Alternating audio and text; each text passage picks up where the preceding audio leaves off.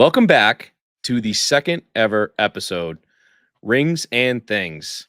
I freaking love that name. I can't get over how awesome it is. It just gets me excited every time to just say it, talk about it, everything.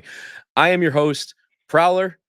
I'm here with my buddy, my pal, my good friend Ace. How are we doing this week? Another wonderful day in paradise, buddy. Glad to be here today to break down some gaming news and yeah, just chat. So glad to be here. How are you doing, buddy? I'm doing good. I'm doing good. Had a nice, relaxing weekend. It was recently Father's Day. I hope you had a fantastic Father's Day Thank yourself. you. I know you are a father, so Yes. best wishes on that as well. Yeah, for me, it was just nice and relaxing and enjoying some gameplay and been getting a lot into Destiny 2 and some other stuff, There but you go. getting ahead of myself. I want to just make sure, first and foremost, I want to thank all of you out there who tuned in to episode one, our Thank you. origin story. From Ace and I, from the bottom of our hearts, we greatly appreciate it. Thank you. The numbers were fantastic. You guys, we've gotten nothing but amazing reception from episode one, and we couldn't be happier and more thrilled to keep bringing this show to you. Like I said, I know it's bi-weekly. It kind of ate me up a little bit last week not recording because I was like, oh, we got some good video game stuff to talk about. But I was like, you know what? I'm gonna hold on to myself and we're gonna settle in and we're gonna wait 2 weeks and we're gonna hammer everything that we want to talk about tonight. So, but yeah, just like I said, wanted to say thank you, thank you, thank you. You guys are the best. We do it for you. I hope you continue to enjoy it. So that's where we're at right now. But like I said, games I've been playing recently, I've been deep diving into Destiny 2, the final shape, the DLC that recently came out.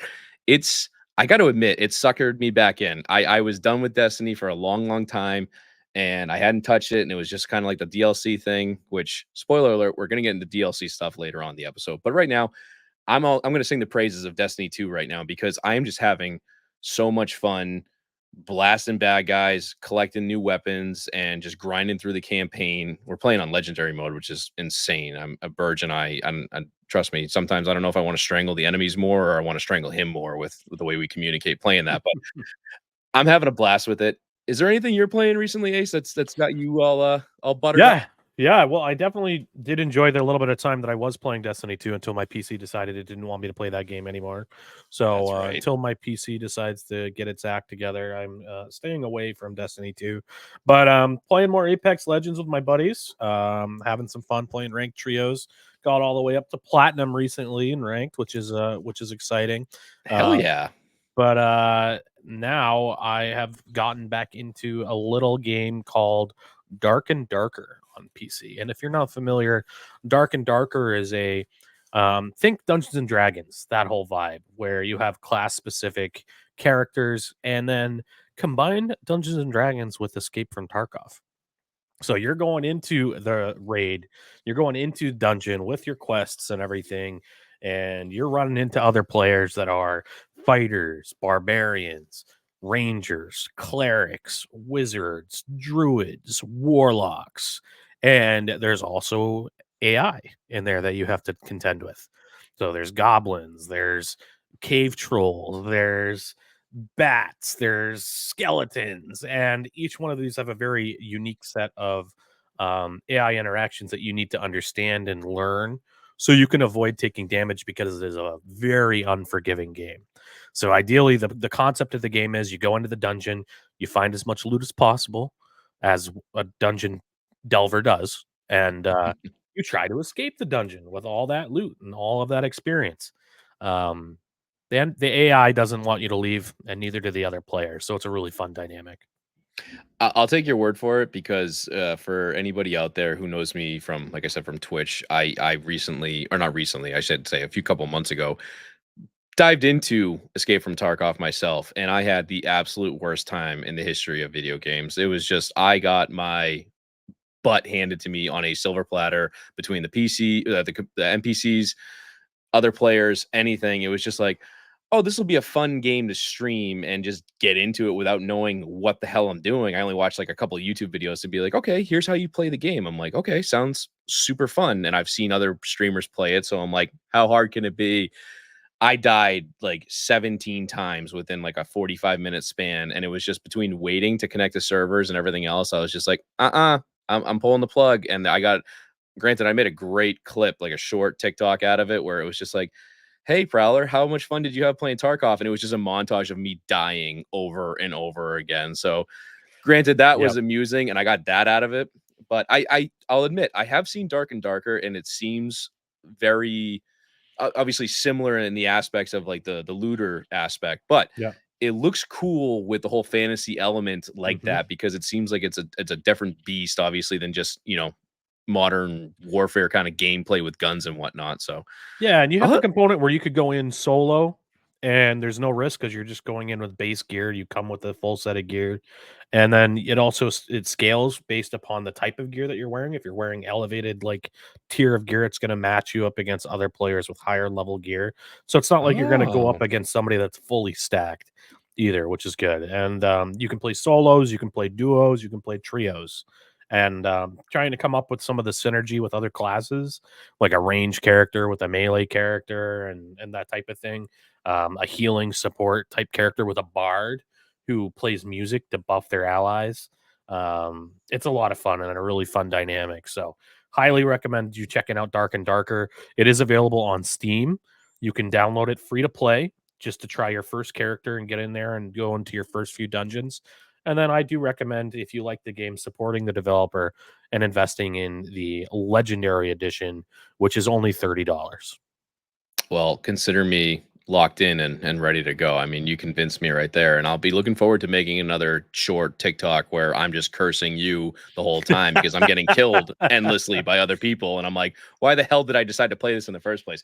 But moving on, there's another reason for you to curse me. Recently, we're gonna dive into a little bit of pop culture here. Love it. Recently, a big old show that everybody's talking about recently made a comeback last night. We're recording on Monday, so Sunday night, HBO, you know what I'm talking about. Ace, Dun, what dun, show are we dun, talking dun, about? dun, dun, dun, dun, dun, dun, dun, dun, dun. It's back, baby. House of the House of the Dragons. Dragon. Oh yeah, tell me about it. What's going on? Anything good? Well, previously on House of the Dragon. First season, I'm not going to spoil it because our boy Prowler here has not finished the first season yet. But this is breaking down a separate book written by George R. R. Martin, which is a little bit more of a history book rather than a novel, which the other books, the A Song of Ice and Fire books, are. It's a narrative story from differing perspectives. Fire and Blood is the historical book that is written by George R. R. Martin that the story House of the Dragon is based upon. So House of the Dragon is the story of what is referred to as the Dance of the Dragons, which was the civil war between the blacks and the greens of the Targaryen dynasty. The greens were a subsection of the Targaryens that decided to claim the throne for themselves, when in reality it was the blacks that actually had the claim to the throne. And it just follows the dynamic of this house that is almighty, all powerful. They basically have all the weapons of mass destruction in this universe in dragons that won them that throne way back when. And all of a sudden, the only thing that could possibly bring down the House of the Dragon is themselves, and that's exactly what they're facing in this new series by HBO. So season 1 was fantastic. Season 2 has started off with a bang. So really, I gotta probably give. I was able to watch the first episode live last night with my wife. I give that episode probably a solid 7.5 or 8 out of 10. Okay. All right. High praise from you there. I love the little synopsis and everything. That was perfect because you didn't spoil anything for me. Because, like, full disclosure, I know it's blasphemy.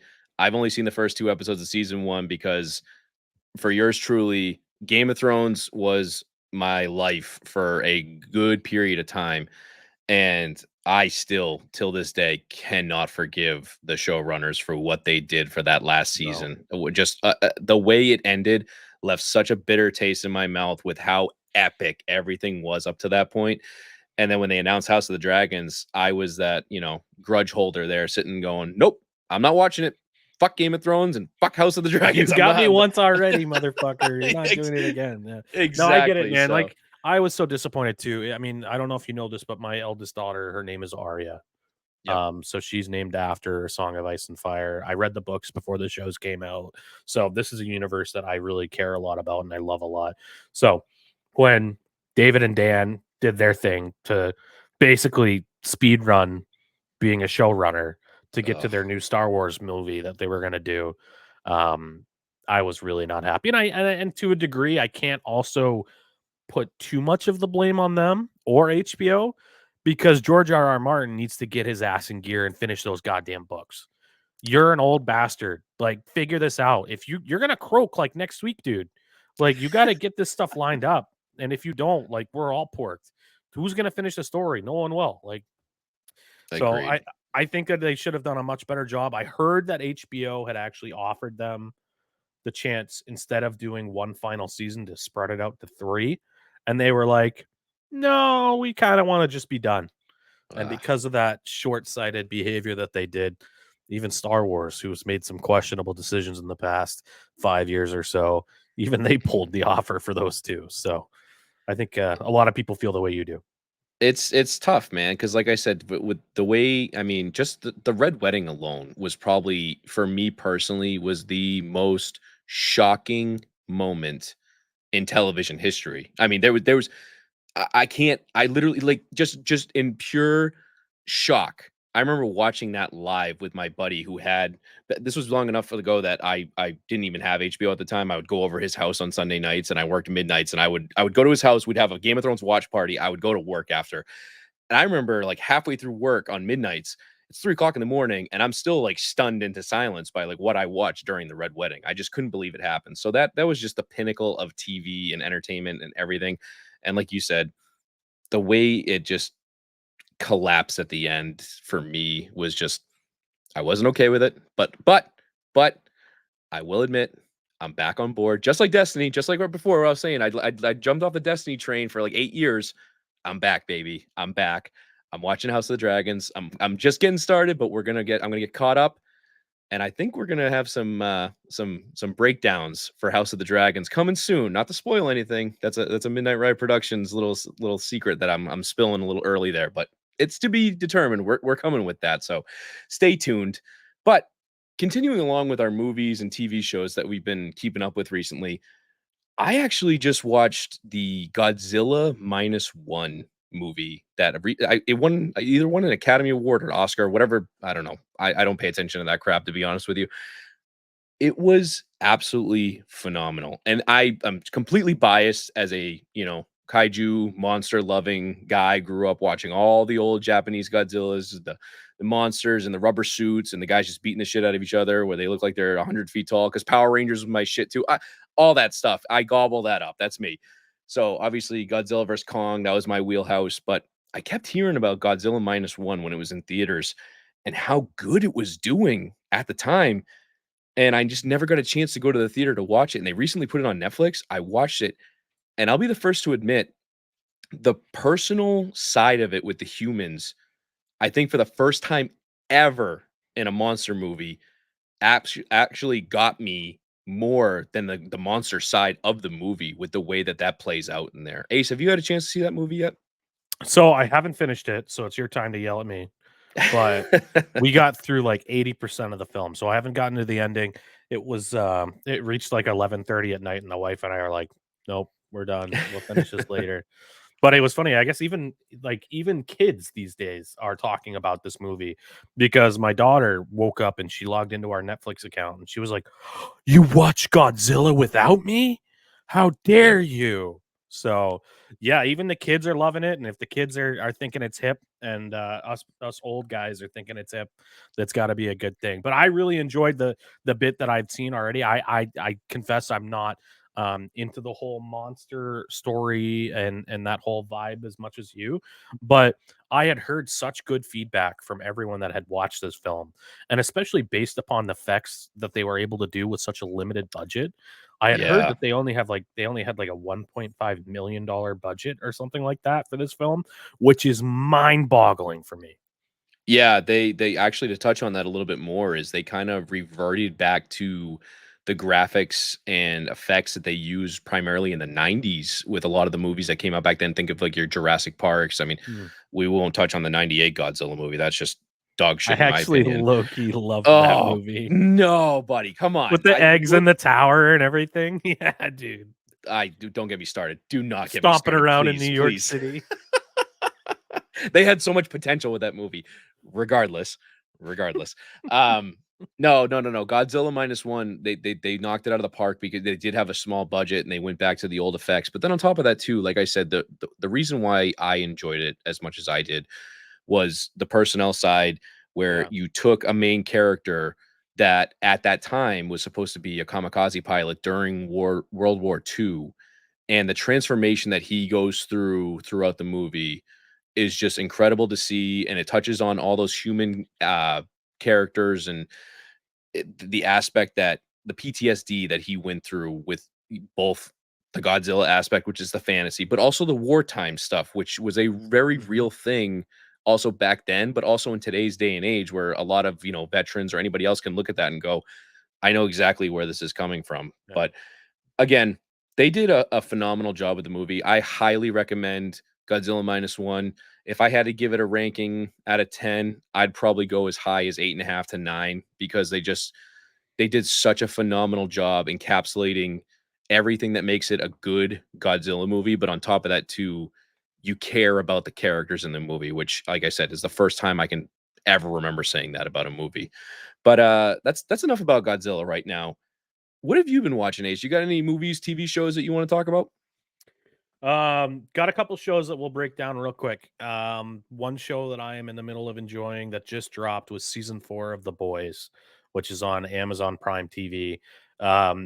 Everyone has got to be tired of the really annoying Marvel movies at this point, right? Mhm. Because especially with the world that Disney's in right now, where they're throwing all of the wokeisms and everything at you that a lot of people are having a problem with, the superhero movies and the superhero vibe is just tired, right?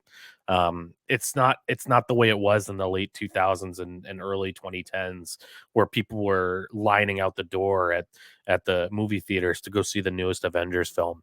All of those OG superheroes are already like out of contract and they're not making films anymore. So it was really kind of cool for me to see Amazon go ahead and create a new series that I believe is based on a comic book.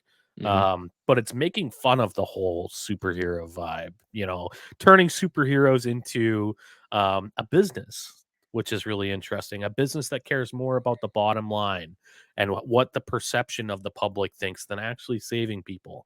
And guess what? These superheroes that are so popular, they actually don't care about the people. They just care about themselves. And they think that they're better than the people. So seeing that like dark side to the superhero um vibe and the superhero themes has been really, really humorous for me and very interesting. And Amazon's done a good job of really uh, highlighting what maybe some of that dark side of superheroism would look like. So, season 4 dropped this week. They actually dropped the first 3 episodes of season 4, so you have some content to watch if you're all caught up on season 3. So take a look at that. So far, so good. I do warn you though, it is very graphic. It is a very, very, very graphic show. Oh, I remember so full disclosure, I've only seen season 1 of The Boys. It's one of those ones that I binge watched it. I think like the day or 2 it came out and I enjoyed it and it was just like I couldn't wait for season 2 to come out and it just became part of the backlog of endless games, shows, movies that I got to get to at some point. But yeah, no, I remember season 1 just spoiler alert if you haven't seen season 1, the whole Invisible Man, how they take out him with I I, I don't even know if I want to go into the details of it. It's pretty graphic. It's disgusting, but it's hilarious at the same time. So if you get a chance, watch The Boys. And I couldn't agree more with everything that you're saying about Marvel at this point, where I was absolutely a Marvel fanboy Hmm. up until the main characters with like for me, Hulk, Iron Man, Thor, Captain America. Once those guys kind of got phased out, it was kind of like that was the end of Marvel for me anyway. And to see them try and force the movies at this point, the shows, it's unfortunate. And I look at it too, as we can roll this into kind of like Star Wars as well, where you touched on a little Yeah. bit, right? Where for me personally, I am super nostalgic when it comes to the old movies, the original trilogy.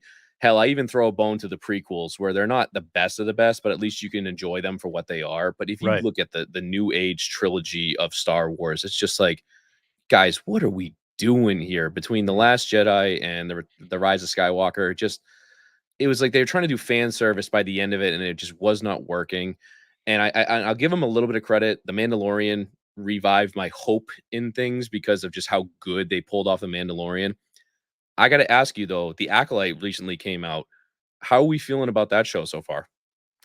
Um, so I think that the Acolyte. So I myself, I've talked about this before. I love the lore of the dark side and the Sith, and the Acolyte is the first show that's really diving into how the seed of the dark side grew before Palpatine came to power and before Darth Vader was a thing, before Darth Maul, before Count Dooku fell to the dark side.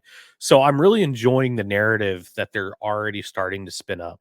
What I'm reserving my overall judgment for the series because we're only 3 episodes in, right?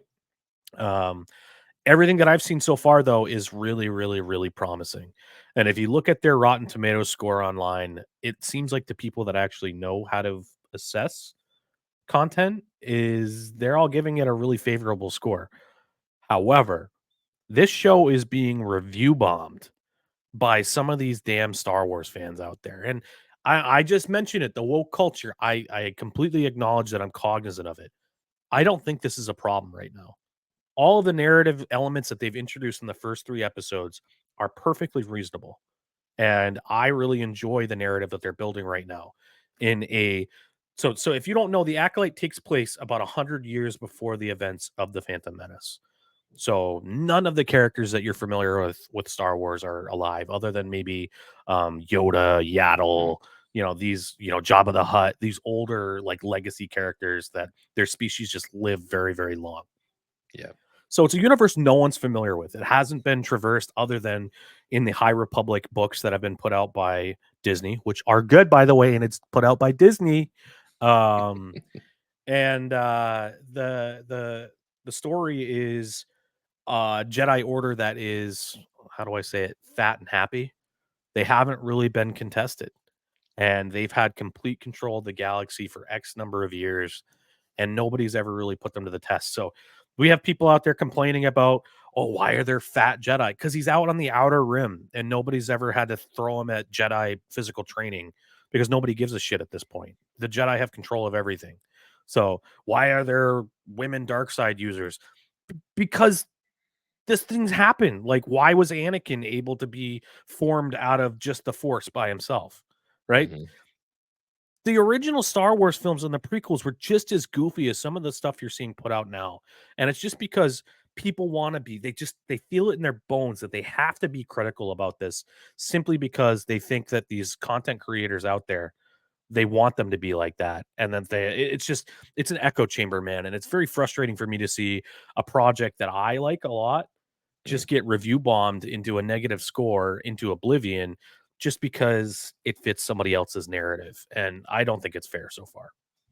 No, I get it completely, and that's a really tough situation to be in, obviously, because you're playing that fine balance. Obviously, when you look at these shows or movies or what have you, where you're trying to blend that nostalgic feeling to bring the fans that became fans in the first place with the originals and whatnot. And like I said, I go back to the, like you said, the Disney movies, where the new 3 movies, where I was so excited because you got, Han Solo back, you got Skywalker Yeah. back, you got Leia back, you got Chewie. It's like you're Yeah. bringing the gang back together, which is, in my mind, like, you can't mess that up, right?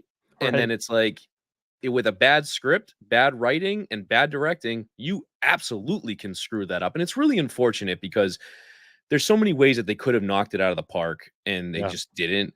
So I get, like I said, devil's advocate. I see both sides of it, but at the end of the day, people are going to be people, and a lot of people suck. And I'll just say that Yeah. outright because they do. It is what it is, and all we Yeah. can do is enjoy the things that we enjoy and hope for the best, and Like, that things get renewed. one of the things that I saw from one of these, I'm not going to name the guy because I don't want you Mhm. guys looking at his content, but he was like, "There's not one white man in this room of Jedi Padawan." Dude, Jedis are composed of every species throughout this galaxy. Good lord. There are aliens. Are you upset that there was far too many aliens instead of humans? No, like, who cares? I just want Yeah. compelling characters and compelling stories. I don't care what they look like. I don't need representation. I'm a white dude. I've had representation in a million things already. It's okay as long as they tell a good story and don't turn the representation into the story. That's what Look it at needs to be about. Look at The Mandalorian. You didn't see his face until what was it? This almost a season finale, and I don't think I at the time I had no idea it was Pedro Pascal. You know what I Yeah. mean? So it was like, but then on top of that, the second best character in the show is a puppet. Mhm. Baby Yoda is a fucking puppet. So like, you're gonna That's get Grogu to upset. you. I'm sorry. I'm sorry. I can't help but call him Baby Yoda. That's what my wife calls him, and he's just Baby Yoda to this household. But anyway, um, yeah, it's just I agree. People are insane, but let's move on Yeah. to something else that actually is kind of ties into the whole epic rise and downfall of things, right? So Mm. it was last week that I was streaming and a conversation broke out in my chat about an old game that I haven't thought of in years. Ace, do you remember Guitar Hero by any chance? I don't know how anybody our age couldn't remember Guitar Hero. The Guitar Hero, it was fascinating because there were about 3 or 4 of my friends in chat that were just talking back and forth about their favorite Guitar Hero games, their favorite songs, talking about how we should try and go to a flea market and see if we can find old controllers or something to see if we could play those games again. And it got me thinking, it's such an amazing aspect with video games. This actually goes to a lot of different things, obviously pop culture, movies, video games, what have you. But I'm focusing on video games here, where you look at gaming trends over time, where you see a lot of times that games envelop everything that has to do with video games for X amount of time, and then they either become part of the culture or they fall off the face of the earth. And it's fascinating to me where we talked about like Guitar Hero. When I was in college, I don't think you could go into a single dorm room without somebody playing Guitar Hero, whether it was on the PlayStation 2, the Wii, the original. I don't even know if it was on the original Xbox at this point, but Guitar Hero was just everywhere. That is what you were playing if you were in college at the same time that I was. I know I'm old as dirt at this point, but that's besides the point. But it got me thinking, like, remember Pokemon Go? Do you remember the phenomenon that took over the world when that game dropped, where I don't think you could walk around anywhere without somebody trying to capture a wild Pikachu or something on the streets, and it was just like, is there anything that comes to your mind when it comes to these gaming trends, whether it's a one-hit wonder or a cultural phenomenon that just has a lasting impact on you? Like I Yeah. said, I threw out there, I got Pokemon Go, I threw out Wii Sports because that was another one that you saw everywhere. And then it's just like even like Mario Kart 64, where I know there's been a bazillion Mario Karts, but Mario Kart 64 has just stood the staple of time, where I know people that specifically only have their N64 still only to play Mario Kart 64. But I got to pick your brain about this. Is there anything that really jumps out to you? I think probably what jumps out to me in regards to, gaming fads are probably, the full body motion controls that were Mm. really popular for a little bit. And that Oh, goes back Connect. to exactly. Yeah. Exactly. So it goes to Wii and using the remote and controlling it. And then you had the Wii board where you were doing your Mhm. like yoga and stuff on. And then you had the Xbox Connect where it was scanning you and it was looking at your whole body control. And it was so funny because it seemed like Xbox put all of their eggs in that basket with Connect. Like I for the remember first that. bit of time there, every Xbox 360 that you bought came with a Connect until they Yep. were like, not everybody wants to have a camera in their living room looking into their house. So that's definitely one that comes to mind there. And I do believe that like PlayStation came out with like the PlayStation Eye in order Mhm. to contend with the Connect. And but it was really funny. What I also thought it was interesting about that is how the Kinect devices didn't necessarily just go the way of the Dodo. They ended up being repurposed in a lot of different ways by the government into a variety of different uses, and a lot of them were like for security cameras and a variety of other things like AI based imaging. But yeah, that's probably the fad that really pops out to me the most is the Connect and the full body motion side of things. That's crazy. I had no idea that that was kind of a thing with the Connect where the government got involved with that. That makes me think of that old story where I think it was like the military or somebody bought like it was like something crazy like 500 PS3s to like mold them all together as like a supercomputer for like NSA or CIA or something like that. And it was hilarious because they did that. And then it was like a year later, they came out with the PS4 and it was just like obsolete. Everything Oh that they yeah. did made it obsolete immediately. Just makes me laugh because it was all an expense thing. But yeah, Well, no, when I it's was in high school, oh, dude, I went to I was in JROTC, Navy JROTC, and I got to go to the commissioning of a brand new American nuclear submarine, an attack mhm. sub. And we went into the bridge of the sub, and they had an Xbox controller connected to the bridge. So Oh they shit. literally are using Xbox controllers to handle some of the hardware and technology in a brand new $1 million, like $100 million attack submarine powered with nuclear fission.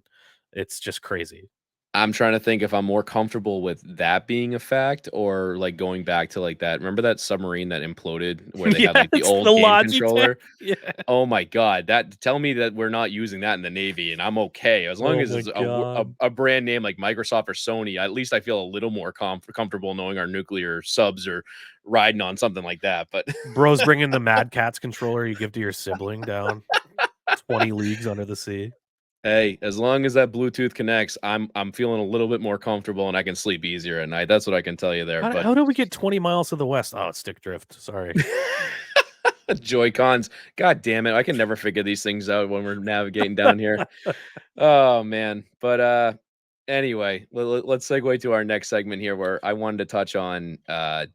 Mm, DLC is a very interesting, I'll call it a component of video games, where you got kind of a love hate relationship with it, depending on who you are, what game it is, what company it is a lot of times, because there's a lot of companies out there that like to villainize themselves, I'll say, when it comes to monetization and what they do when in regards to DLC.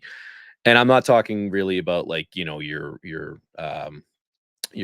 gambling crates or anything like that. Nothing in that aspect. I'm sure I'm purely talking about you go out, especially today's, you know, day and age with, you know, inflation and everything else. That's a whole nother yeah. basket to get into that we're not gonna. But games, video games right now, starting price is $70. Typically when they first come out by, you know, your AAA games or whatever. And it's you go out there with the intention that you're gonna buy a game, you're gonna get the full game at face value right off the bat. And then it's not even like a couple months later that these companies are going, psych, we didn't put everything in the game. Give us another 40, $50. Here's, you know, another half of the game that you didn't even know existed. Well, unless you're a data miner or what have you. But and it's such a mixed bag because I look at it where I wrote down some examples that I want to touch on really quickly. Like I'm looking forward to the Elden Ring DLC that's coming up, and I feel like this is going to be a good one. And I've seen the reviews, the pre reviews that have come out before the DLC with people who've been able to play it. They're saying it's essentially a brand new game, which is awesome because Elden Ring broke all kinds of records. I played through it. I had a great time playing Elden Ring, and it's been over 2 years since Elden Ring originally came out, and the producers actually said that this is gonna be the one and only DLC for the game. So this is almost like a you can market this as like an Elden Ring 1.5, 2.0 type of game essentially. And then, touching on, like, Witcher 3, I mean, they the what is it? The Blood and Wine DLC that they came out with it. They said that was almost bigger than the base game it was when it came out. Yeah. Cyberpunk's another one. You see these trends with these guys, but then you also look on the opposite side of the spectrum with the bad, where I remember to rip on Destiny again, when Destiny first came out, Destiny 1, I remember the DLC that came out. Yeah. What was it? The Wolves, Den of Wolves or something. I Yeah. forget the name of it specifically, but it was just you went through levels backwards and it was the same enemies and it was just your loot cave bullshit. And then I just other examples that I've looked up before was Fallout 4 with like people were so disappointed with the whole crafting element where you could build your settlements and stuff like that. But it was nothing that the fans wanted. It wasn't new stories, it wasn't new missions, it wasn't new gameplay. It was, oh, you can build a house here now. Well, if I want to build a fucking house, I'm going to go play The Sims or Sim City or something. You know what I mean? It's not. That's Another not what I'm looking settlement for. requires your help. Yeah, exactly. That's, you know, the running joke with Fallout 4. But then the absolute worst of the worst goes back to Oblivion. Elder Scrolls 4. Also Bethesda Studios. And you're noticing a trend here with companies that knock it out of the park with your CD Projekt Red, even though they screwed up Cyberpunk royally at launch. They redeemed themselves as far as I'm concerned in my eyes. But you look at Bethesda with Fallout 4 and then Oblivion, the horse armor is the biggest running joke in DLC history, where it was, what was it, like $5 to buy horse armor that I think did it was worse than nothing? that. It was something ridiculous where people were like, are they this stupid to try and get money off of people like this? It was I was absolute wrong. insanity. $2.50. Sorry. And it was a skin. It didn't do anything for your horse. It was just, and they called it DLC. That was called DLC at that time, which is pathetic. I'm ranting at this point. So I every wanted to time I touch on see this. a piece of useless DLC, I just refer to it as horse armor. And Every time. that's what it is. It's sad because companies should sit there, and I am nostalgic for myself where Yeah. I look at games back in the Sega Genesis, the Super Nintendo, the Game Boy era, where you earned extra levels by your gameplay. You earned secret missions by playing through.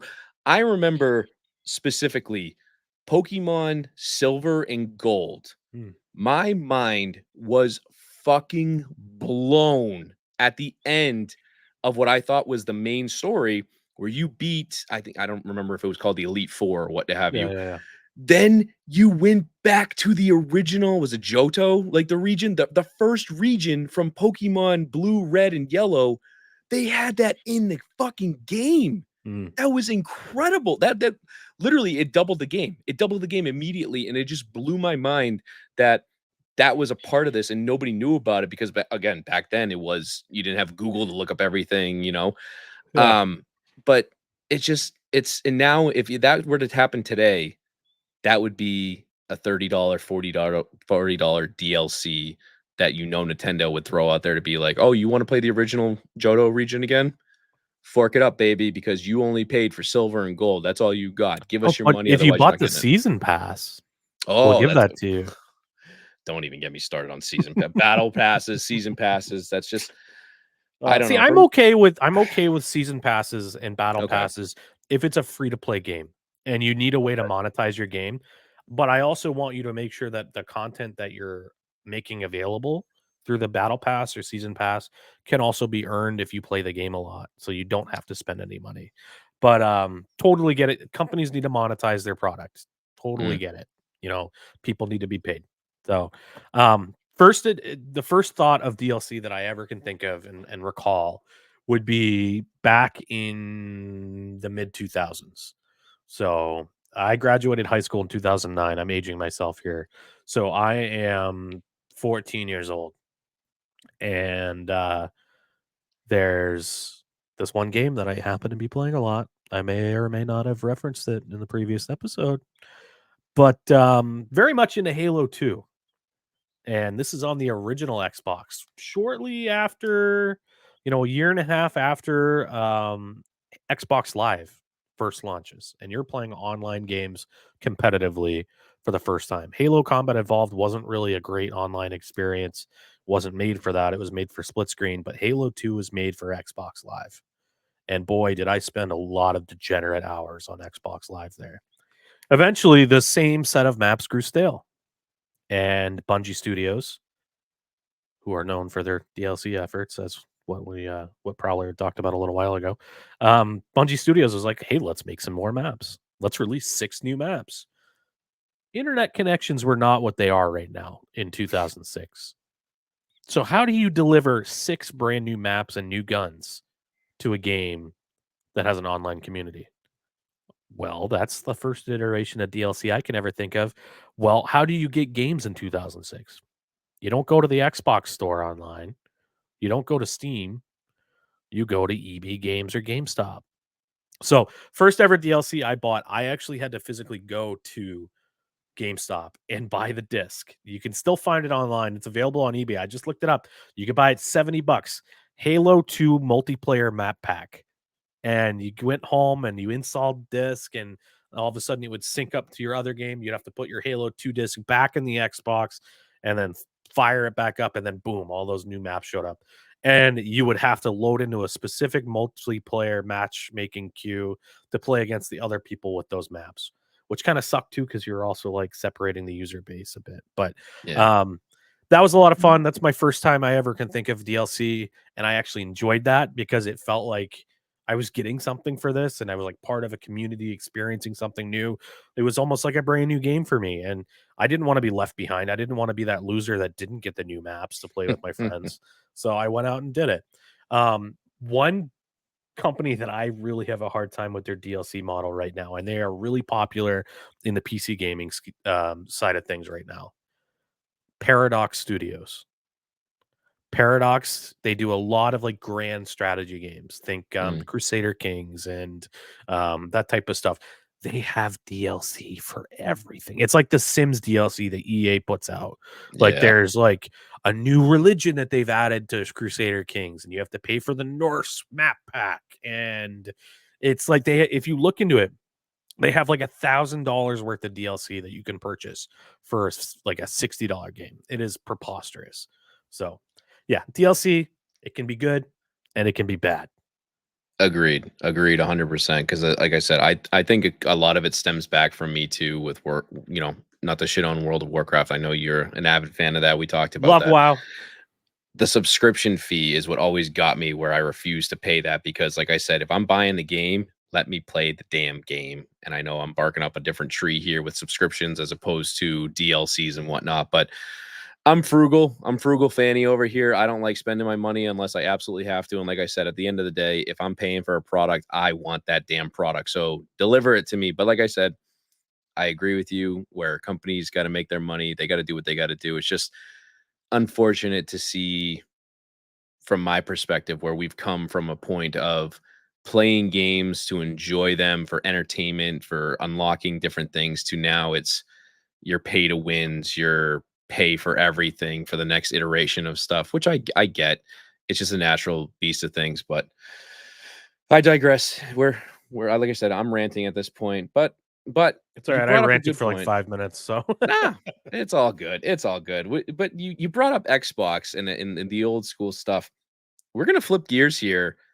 Xbox just did a showcase recently, and I yeah, got to admit, Ace, they knocked it out of the freaking park. I've yeah. been you know me, I'm a Sony guy. You can see the light behind me. I got my Sony buttons right there. But Xbox has been the butt of the jokes for the last, I want to say, few years since the Series X came out, where they've just been getting smoked by the gameplay, the games that Sony's been pumping out. And Xbox looks really, really good after their showcase. Do you want to dive into that and tell us some of the games that you're excited about? Yeah, I would be absolutely ecstatic too. So, I mean, it obviously we've made it very well clear I'm a Halo guy. There was no Halo announcement. And that says something if Mm, the game showcase is that well received by a non-Xbox guy, if the premier franchise from the console is not even mentioned. So, I was a little disappointed there was no Halo. But anyways, the game itself, the game showcase itself had some really high end stuff that they were putting out there, and I was really extra intrigued about Gears of War. mm, I believe that was a lot of people our age's favorite Xbox franchise that was out there. Probably the ones that are a little older than us or a little younger than us. That it was a little bit after Halo. That whole vibe and that whole yeah. fad had kind of faded a little bit. But Gears was one of the pillar franchises for Microsoft, and they have a new mainline Gears of War game coming out with the same characters, and it takes place as an actual prequel to Gears of War 1 or the original Gears of War. So the preview looks fantastic. And I've heard a lot of really good things and a lot of excited people that are really looking forward to diving back in. And before we go much further about these, the other really cool thing about all of these games being produced by Xbox Game Studios, they're all going to Game Pass and they're all going to PC as well, which is absolutely immense. So Yep. very excited for that. Um, Another game, Fable. I don't know if you ever played the Fable games back in the day, but Fable was a ton of fun on the original X. I think it came out on Xbox 360, the first one. I believe so. Yeah, I didn't get a chance to play them. I've heard, I think it was 1 and 2 I've heard amazing things about, and then Yeah. 3 was kind of a letdown. But I again, Fable is just like you talked about. It's another staple of the Microsoft, console at this point. So I know a lot of people are very psyched about that new one coming out. Yeah, really excited about it. It was an IP of shit, I forget the name of it. Lionhead Studios. That's the one I'm looking for. And they made a really really good series of games. They're a British studio, so the game itself is set in like a high fantasy setting, and it has that dry British humor written all over it. So, highly recommended if you've never played the Halo games. There is the Fable anniversary game that is available online. That it basically remasters everything. Check it out; it's a lot of fun, and I'm really excited to see what the updated Fable looks like. Um, Another game bringing us back nostalgia. Perfect Dark. Did you ever play Perfect Dark back in the day on N64? I dabbled in it. I never owned an N64, so anytime that I got a chance to actually play any N64 games was always at a friend's house, family house, whatever, and typically it was always duking it out, screaming at each other with Mario Kart or GoldenEye or the typical ones. But Perfect Dark, I dabbled in it a little bit. I never got a chance to sit down and play through the whole game or what have you, but I remember that was a great, great game that a lot of people spoke really highly of, and they've been, clamoring for them to get back on this franchise.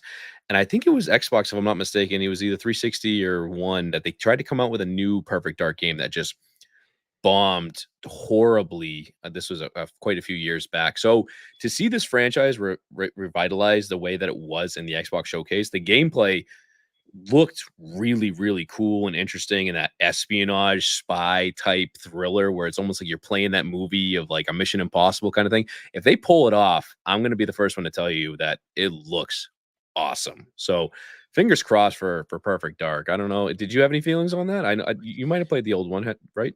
Yeah, I dabbled a little bit. It Okay. wasn't the game that I spent the most on. I was definitely spending more time on GoldenEye back then, but Yeah, definitely really really cool. It takes place in a near future world.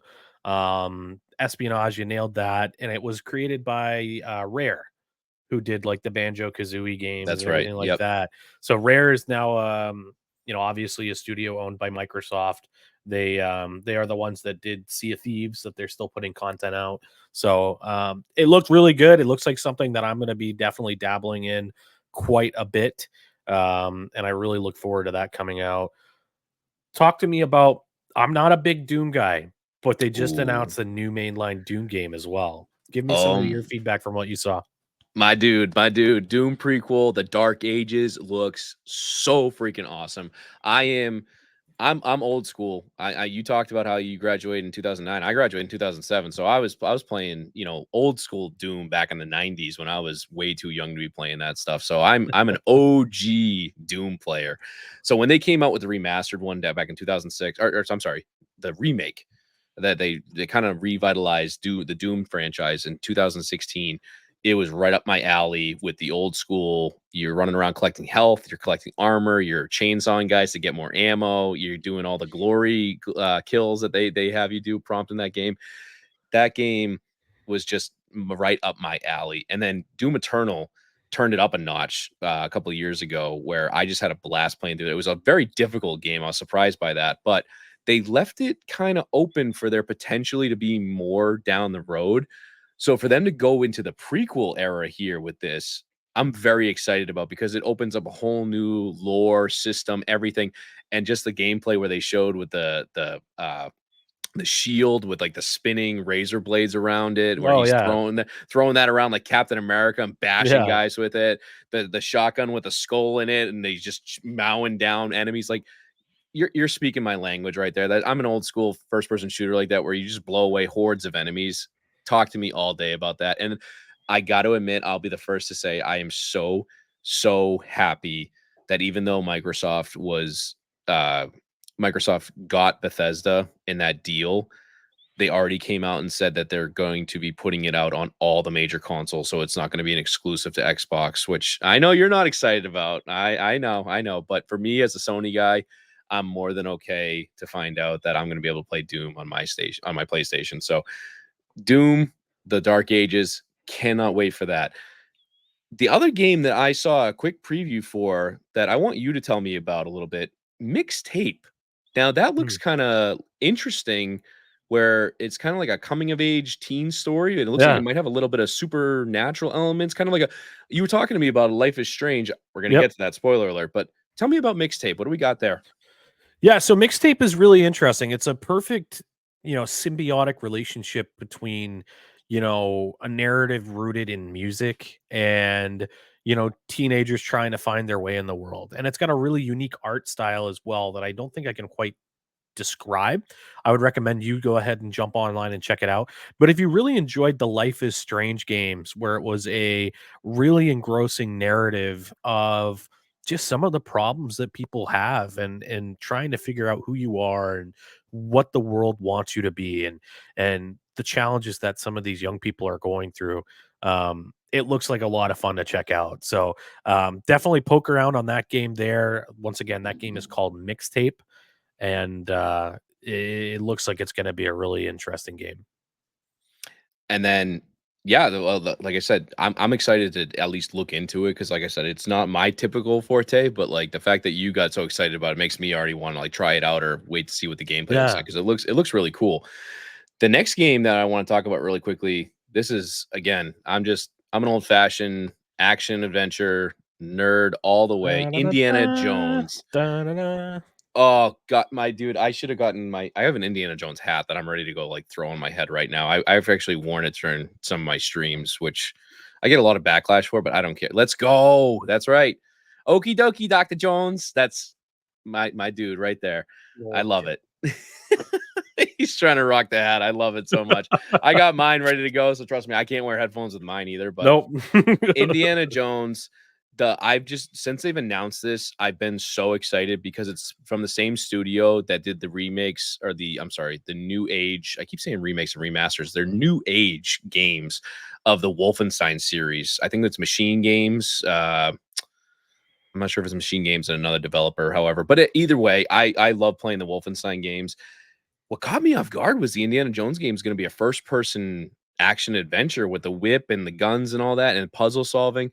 And it just looks so awesome. Where I'm a big Uncharted guy. I love that. I love the movies more than anything. Full disclosure, I haven't seen the fifth one. I'm reserving judgment because the fourth one left such a bad taste in my mouth. Whole nother ball game to talk about. I can't wait for Indiana to be able to play as Indiana Jones. And the fact that Troy Baker is doing the voice of Indy.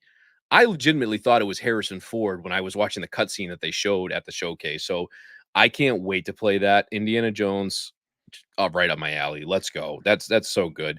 But the next game that we're going to touch on, I touched on already.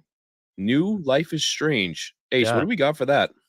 So once again, I'm a sucker for really, really good, well told stories. And Life is Strange is one of those narrative based games that really do that. And once again, it's kind of like that coming of age story. Um, Takes place out in the Pacific Northwest, and it's a girl that ends up going into a community that she's not normally used to, and having to find her way around and make new friends and go to a new school. And uh, by the way, there's suddenly been a murder at the school she's at, and oh, by the way, she has a secret superpower that she can't let anybody know about. So it's a really, really fun combination of narrative elements. Um, but the cool thing is this game came out like 10, 15 years ago, and the characters that everyone really adore, Max Caulfield is the main character. She finally makes a return. This is like the fifth mainline Life is Strange game. Each one of the new ones, they come up with brand new characters and a new setting and a new compelling story. I've really enjoyed every one of them. But this is the first time that Max is coming back, 10 years later as a grown woman that's going through, all the PTSD that she had from when she went through as a kid, trying to move on and be a new person and come to terms with what she's living with. Wow, there's another murder. Wow, that power that she hasn't used in forever, that she told herself she'll never use. She tries to do it and something else happens and now she's doing something else. So I'm not going to spoil it. Take a look at it. I'm incredibly excited. This is a day one install for me when Life is Strange double exposure comes out. So really looking forward to that. Let's go. I'm excited for you, buddy.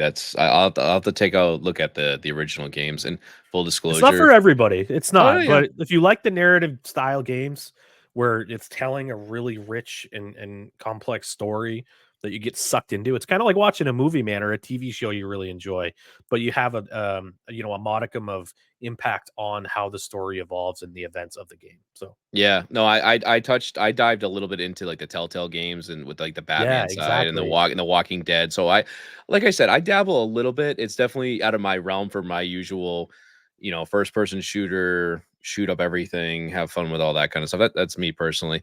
Um, but yeah, no, that definitely sounds interesting to say the least. And then another game that actually you turned me on to right before we started recording was South of Midnight. I watched the gameplay trailer for that just right before we started recording this, and I gotta say, Yeah. I'm really impressed by what I saw in that, small tidbit of gameplay, cutscenes, what have you. Yeah. The animation blew me away. I mean, between the whole fact that we talked about it, it looks like almost like a claymation, but also like a little bit of like Into the Spider-Verse Yeah. kinda like it looks really, really cool for what they're trying to pull off. I mean, what are you feeling about that game?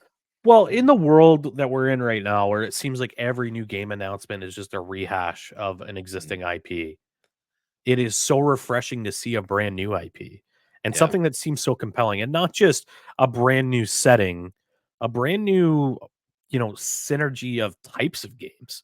Mm, I was able to watch it, and if you don't know this game, like you said, it's called South of Midnight, and it takes place in like the bayou down there in Louisiana, and it touches on all of those, southern folklore stories and the southern ethos. Like in the trailer that they show a giant alligator that's in the river. That's back is literally covered in trees, like an island, almost like the Avatar dragon turtles from Avatar. Anyways, it's really cool. You're riding on a giant catfish that can talk. It is really, really interesting, and I'm super excited to see new IPs being produced by game studios and Xbox, and that's coming to PC day one. So Let's go. When you talked about turtles with trees on their back, I'm so old school. I started thinking a never ending story. That's where I mm. went with that. Oh So yeah.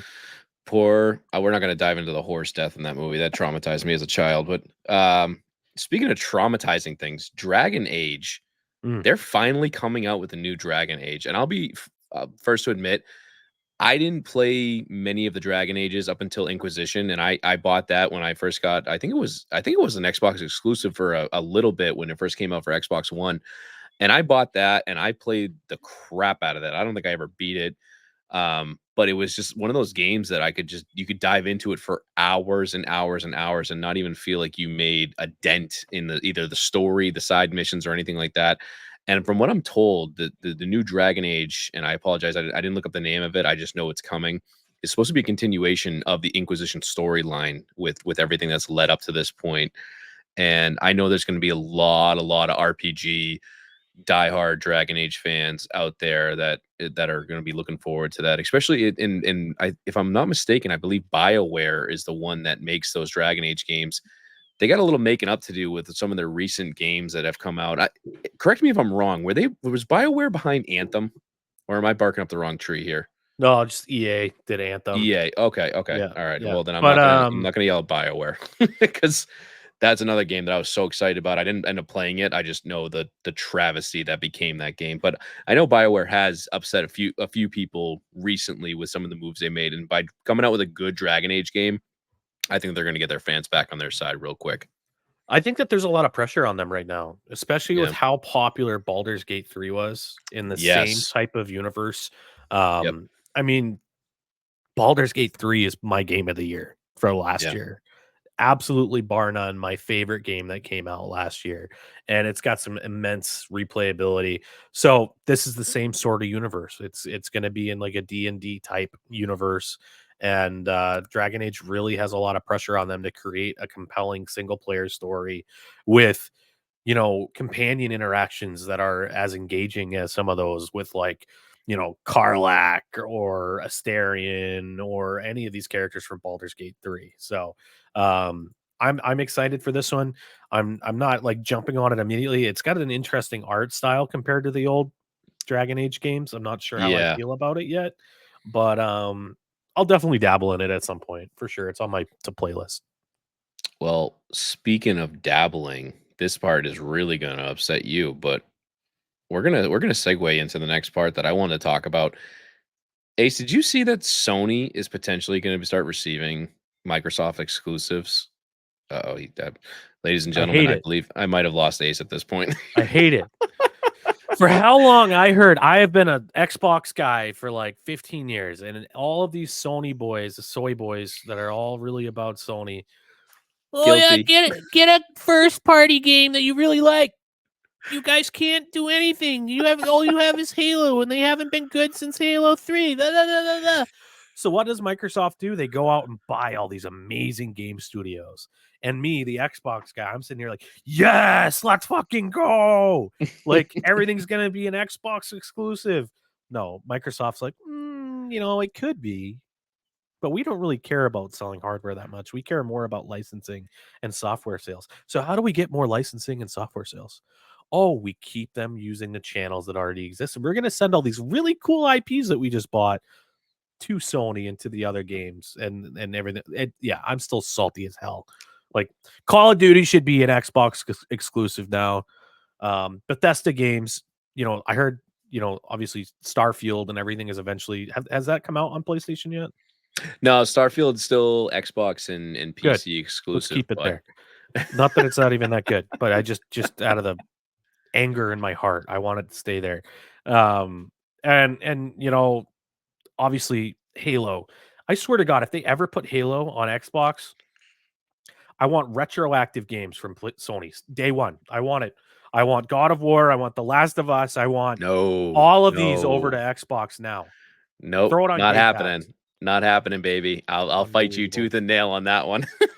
No, Unbelievable. like I said, that's it blew me away that I saw, and like I said, it could be a troll job. It could just be somebody spouting out crap at this Oh, I point. heard I the honestly same don't thing, know, man. but yeah, I saw something that said that the Halo remastered could be coming to PlayStation, which I never thought I would live to see a day where that happened. But you touched on so many great points where Microsoft purchased a lot of Sony exclusives from the heyday of when PlayStation really got going. You think about PlayStation 1, right?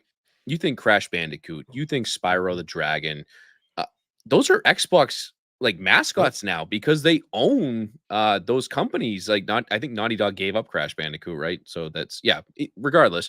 Xbox has those guys now where they were originally PlayStation guys because I think back to like that game that PlayStation tried to come out with a long time ago, PlayStation All Stars, where they tried to do their own kind of Smash Bros mix Yeah. up that they tried to do, and they had to go like way back to like Twisted Metal, where they had to get Sweet Tooth in there. They had to get Nathan Drake. They had to like really deep dive. They had like Fat Princess or something ridiculous in there that I just was like, what the hell is she doing in this game? But it's like they don't have the rights to Crash Bandicoot anymore. They don't have the rights to Spyro. They couldn't put these characters in their PlayStation All Star game. So I get both sides of it, and I'm curious to see how it ends up playing out, where you have, this definitive console war kind of still going on between Sony and Microsoft. But if it gets to a point where you're going to see no more real exclusives from one side or the other, it's kind of be like, what's the point of owning one console as opposed to the next? But regardless, one thing that's really kind of taken off with this whole aspect of it is PC gaming has kind of,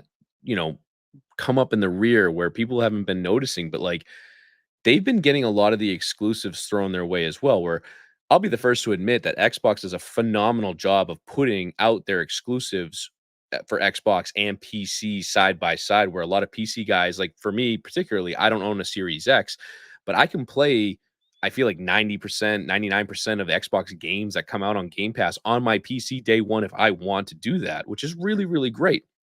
Sony, on the other hand, has taken the long, long road of sending their games to PC, which they're finally starting to do. But then the dopes bring it to PC years too late. Yeah. And then the ports are terrible. Like you see Yeah. all these bug reports. I remember The Last of Us, right? Talk about a classic, amazing, I got to give it like a 9.5, almost 10 out of 10 game for what it I bought a was. PS4 for The Last of Us. Exactly.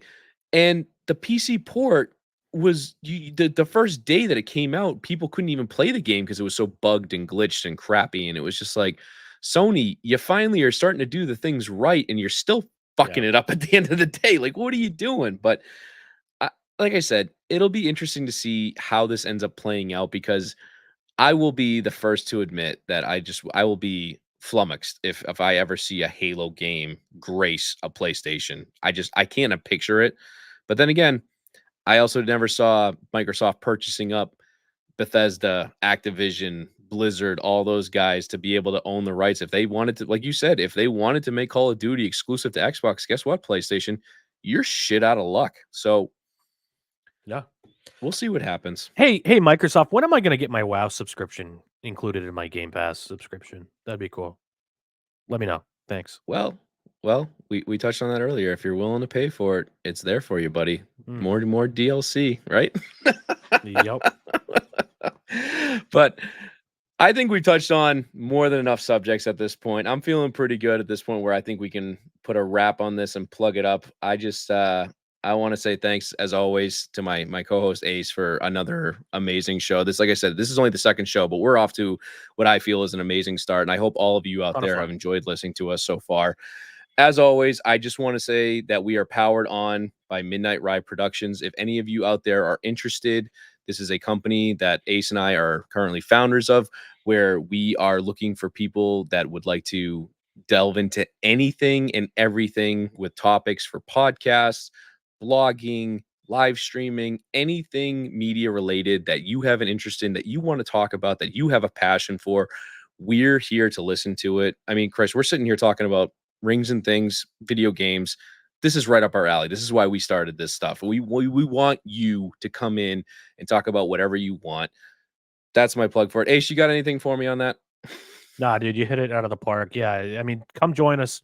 Come write a blog about cooking. You like cars? Talk about cars. Make a podcast about cars. I don't That's care, man. right. Come join us. We'll give you a platform in order to tell the story that you want to tell, and we would love to have you. So give us a shout. Check us out. Our website www.midnightrideproductions.net. That's right. Thank you so much for putting that in there. And like I said, the big thing that's coming soon, blogs specifically, yours truly. I know this is a video game podcast, but I'm excited to get into the sports realm. And you know what? I might actually dive into a couple of blogs for video games where we can put some of our reviews Mm, and previews and whatnot. We don't have to just talk about video games. We can write about video games. So absolutely. get ready for some of those blogs coming your way. But yeah, at this point, I think we're going to call it a podcast. Sounds good to me, buddy.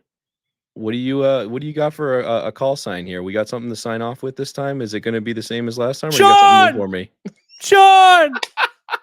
Sean! Sean! If you If need context, look it up. Look up Sean Glitch. It's from Heavy Rain, a PlayStation game. It's hilarious. My favorite glitch of all time in a video game. Sean! he made me watch that right before we recorded, and I think I was crying. I was Sean! laughing so hard. Oh God, that is one of the best. As for me, Sean! My Sonic buddy, he always says in one of the games, "I'll play with you some other time." Thank you, and see you next time. Sean! Sean!